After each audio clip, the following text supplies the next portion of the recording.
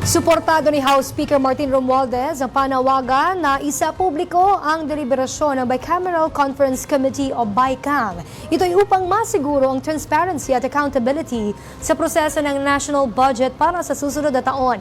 Ayon kay Speaker Romualdez, isa itong mahalagang hakbang para muling ma-restore ang public trust.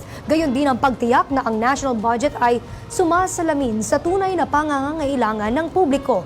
Hinimok din ni Speaker ang mga mamamayan, civil society organizations at media na aktibong makialam, makinig at manood ng deliberasyon. Sang-ayon naman ang tagapagsalita ng Kamara na si Attorney Princess Abante sa pagbubukas ng BICAM sa mamamayan ng bansa. Kahit naman na noong mga previous congresses,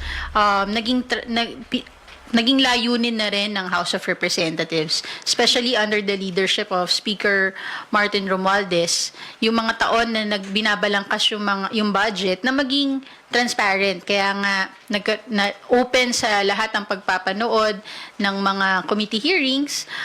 Lalong-lalo na ngayon, we are looking forward na magkaroon ng enough na suporta para mabuksan ang BICAM para lahat ay makikita yung buong proseso.